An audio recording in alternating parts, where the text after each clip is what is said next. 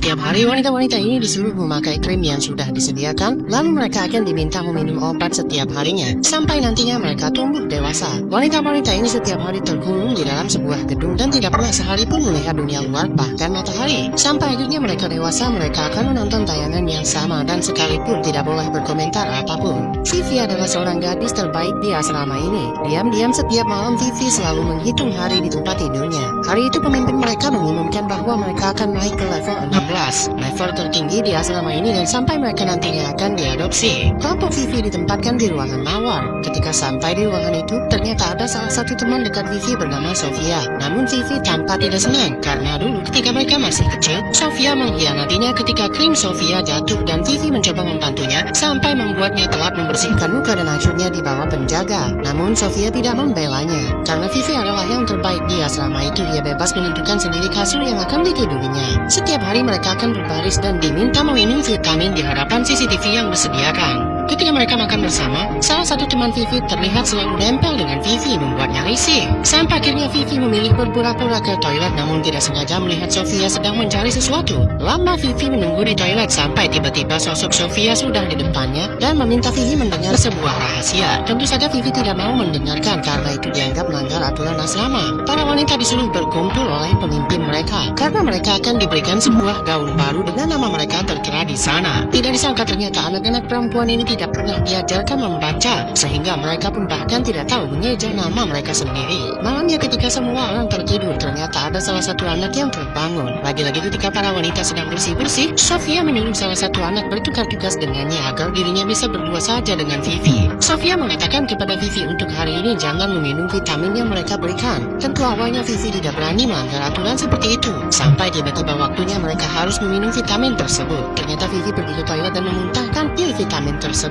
Malamnya semua orang sedang tertidur dan Vivi mencoba memanggil teman di sebelahnya yang tidak terbangun. Vivi akhirnya mencoba mencoret dinding lagi untuk menghitung hari. Dia kembali mencoba membangunkan teman-teman dan tiba-tiba Sofia yang berada di ujung berkata mereka tidak akan terbangun karena vitamin yang mereka minum. Kemudian Sofia menyuruh Vivi untuk berpura-pura tidur jika pintu kamar mereka terbuka. Benar saja tak lama terdengar sebuah langkah kaki dan mereka berdua harus berpura-pura tidur seperti yang lain. Pemimpin di sana bersama kedua penjaga masuk dan menunjuk beberapa anak untuk mereka bawa dan salah satunya adalah Vivi. Mereka dibawa ke sebuah ruangan, lalu ada dua pasangan paruh baya datang untuk melihat kedua anak yang dibawa. Kemudian bapak tua itu menunjuk teman Vivi yang akan mereka beli. Vivi dibawa kembali ke kamarnya, dan pemimpin mereka menunjuk salah satu lagi anak untuk dibawa kembali. Ketika ruangan kosong, kembali Sofia menghampiri Vivi, dan Vivi membagikan informasi kepada temannya bahwa mereka dijual bukan diadopsi. Sofia mengajak Vivi untuk kabur dari sana, namun apakah mereka akan berhasil? Vivi bersama Sofia sedang mencari cara bagaimana mereka bisa kabur dari asrama ini. Mereka yang sudah tumbuh dewasa kini berada di level 16, level paling akhir. Setiap hari mereka akan diberi suntikan oleh dokter yang merawat mereka.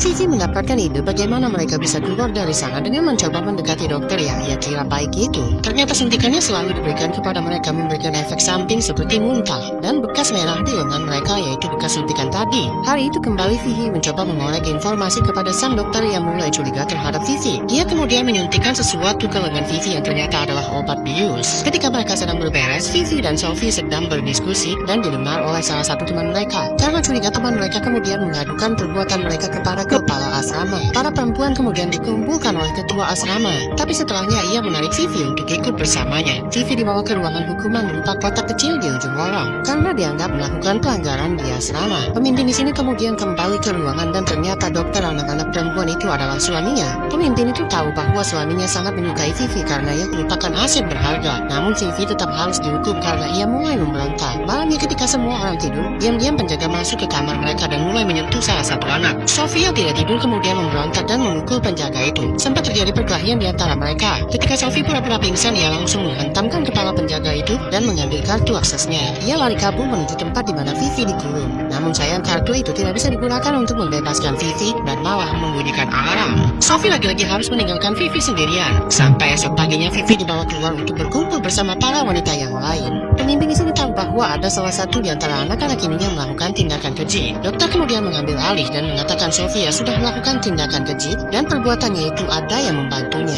Alih-alih menunjuk Vivi, dokter itu malah sembarang menunjuk salah satu anak yang tidak tahu apapun bernama Rita. Kali ini mereka akan meminum obat dipantau langsung oleh oleh pemimpin di sini. Jadinya Vivi tidak bisa berbohong untuk tidak mengkonsumsi obat tersebut. Malamnya Vivi mencoba tetap sadar agar dirinya tidak tertidur karena obat tadi. Dia mencoba mencari kartu akses yang disembunyikan Sophie dan dia menemukannya di dekat kasurnya sendiri. Tapi kartu itu tidak berfungsi lagi dan Vivi tidak bisa keluar dari kamar mereka. Vivi mendapatkan ide untuk membuka baut pintu dengan menggunakan kartu itu dan diam-diam ternyata rencananya berhasil. Pemimpin yang sedang berada di ruangannya menyadari ada seseorang berjalan dan menyiapkan suntikan bius. Muncullah Vivian di sana untuk menanyakan keberadaan Sophia. Vivian sudah tahu keburukannya selama ini, sampai akhirnya pemimpin mencoba menyerang dengan obat biusnya. Namun dia kalah cepat karena Vivi berhasil menghantamkan kepala pemimpin di sini. Ia kemudian mencoba mengangkatnya. Vivi pun akhirnya keluar dan mencoba mencari Sophie dan hampir sebentar melihat pintu yang mengarah keluar. Pertama kalinya Vivi melihat ular. Wanita bernama Vivi ini berhasil meringkus kepala asrama mereka dan mencoba mencari temannya Sophie yang menghilang. Vivi melihat ada ruangan bawah tanah dan memutuskan ke sana. Ia masuk ke dalamnya dan menemukan ada penjara di sana. Vivi akhirnya berhasil menemukan Sophie yang diikat di salah satu penjara itu. Mereka keluar namun menemukan ada ruangan lain. Di sana mereka menemukan ada beberapa kantong yang disembunyikan. Salah satu kantong itu ada nama Rita yang adalah teman asrama mereka sendiri. Mereka mencoba membuka kantong tersebut dan begitu kaget menemukan sosok Rita yang sudah dikuliti. Ternyata selama ini mereka dipelihara untuk diambil kulitnya, bukan untuk diadopsi. Vivi dan Sophie sudah dekat dengan pintu keluar, tapi Sophie memutuskan dirinya akan turun menyelamatkan teman-teman mereka yang lain yang tidak tahu apa-apa. Ia kemudian masuk ke salah satu ruangan dan meminta mereka untuk ikut bersamanya karena disuruh oleh pemimpin di sini. Mereka pun akhirnya ikut tanpa tahu apapun. Vivi yang menunggu di luar pun mulai gelisah karena Sophie tak kunjung datang dan memutuskan untuk mencari teman-temannya. Ia tidak sengaja menemukan iklan yang menampilkan dokter yang selama ini merawat mereka, di mana ternyata ini bukanlah asrama melainkan klinik kecantikan yang menawarkan peremajaan kulit. Vivi kemudian kembali ke kamar mereka dengan membawa pemimpin mereka yang disekap dan mengatakan kepada mereka semua kita selama ini adalah diternak oleh mereka. Awalnya teman-teman mereka tidak ada yang percaya. Kemudian Vivi memeriksa wajah pemimpin di sini yang ternyata dia adalah salah satu yang menggunakan wajah anak-anak agar dirinya awet muda. Semua pun kini begitu syok melihatnya. Kini mereka sepakat untuk kabur dan mengurung pemimpin asrama di penjara. Mereka kemudian bersama-sama keluar dari asrama mereka namun alarm keamanan berbunyi. Anak-anak kini kemudian terperangkap sementara Vivi dan Sophie mencoba mencari jalan keluar lainnya. Mereka bersembunyi di dalam ruangan ketika dokter mereka mendekat untuk memujuk mereka kembali. Dokter itu mengatakan ia sudah menginvestasikan begitu mahal wajah Vivi. Akhirnya Vivi kemudian merusak wajahnya sendiri agar tidak bisa digunakan oleh mereka. Sampai esok paginya mereka dibangunkan cahaya matahari dan ternyata mereka berhasil diselamatkan oleh teman mereka yang melapor ke polisi. Akhirnya anak-anak ini pun bisa bebas dari ruangan yang mengurung mereka dari kecil.